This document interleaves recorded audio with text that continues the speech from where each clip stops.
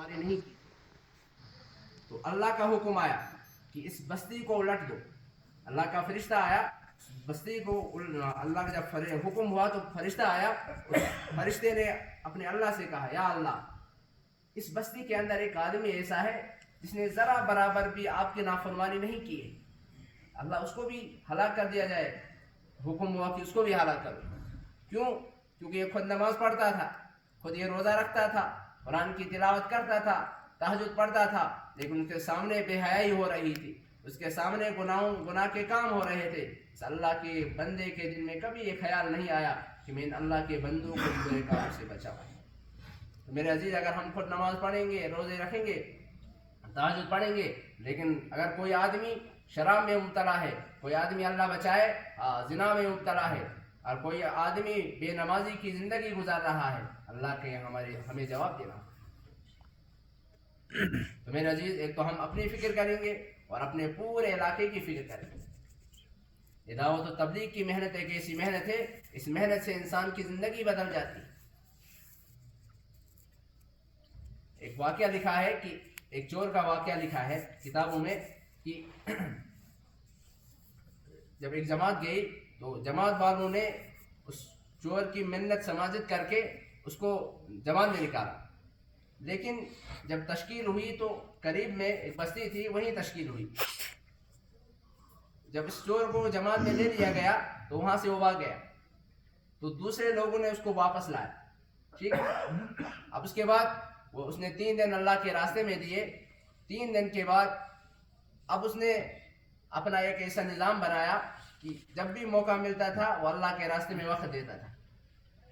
اب دیکھیں دعوت تبلیغ کی محنت کیسی ہے کہ جب وہ اپنا وقت اللہ کے راستے میں دیتا تھا، ایک وقت ایسا آیا کہ جب اس کی موت کا وقت آیا تو اس کی موت تہجد کی حالت میں ہوئی. یہ نتیجہ ہے کس کا؟ دعوت و تبلیغ کا. انسان اس راستے میں نکلتا ہے تو وہ آدمی جو کبھی نماز نہیں پڑھتا تھا، وہ آدمی جو کبھی روزہ نہیں رکھتا تھا، وہ آدمی جو برے کاموں سے بچتا نہیں تھا، لیکن میرے عزیز جب وہ آدمی اس راستے میں نکلتا ہے تو اس کی حالت ایسی ہو جاتی ہے کہ وہ دوسرے لوگوں کے پاؤں پکڑتا ہے کہ اللہ کے لیے نماز پڑھو، اللہ کے لیے روزے رکھو، اللہ کے لیے برے کاموں سے باز رکھو. تو میرے بھائیو، اس محنت کے لیے اپنے آپ کو، اپنے گھر والوں کو، اپنے دوست احباب کو کیا کرنا ہوگا؟ اپنی زندگی کو اس محنت کے لیے وقف کرنا ہوگا. تب جا کر میرے عزیز کچھ تبدیلی آ سکتی.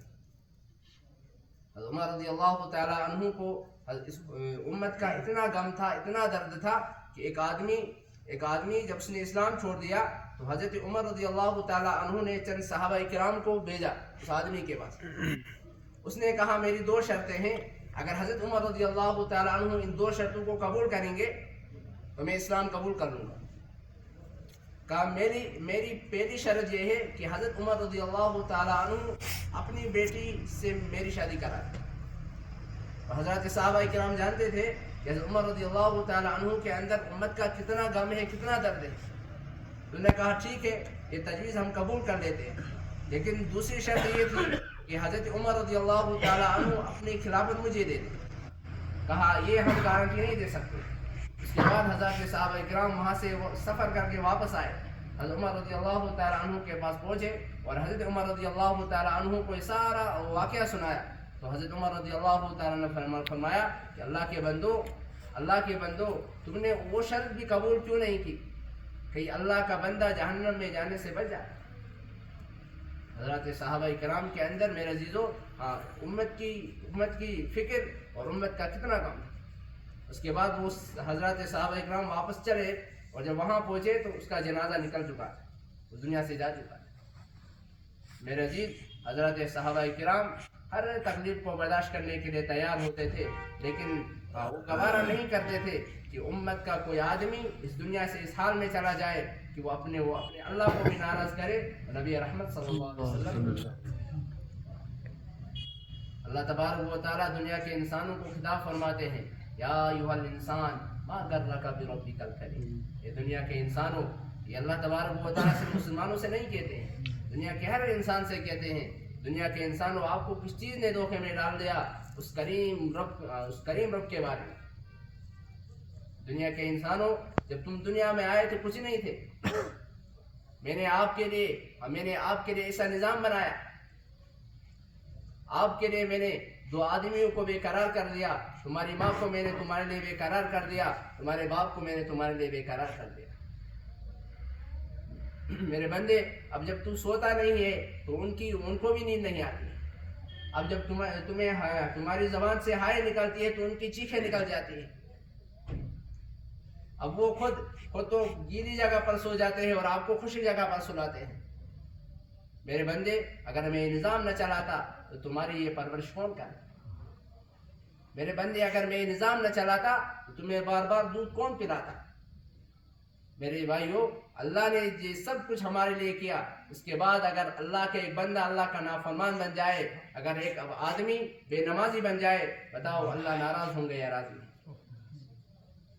اسے میرے بھائیو اپنی زندگیوں کو بدلنے کی کوشش کرو. نبی رحمت صلی اللہ علیہ وسلم کے مبارک طریقوں پر میرے عزیز کامیابی ہے.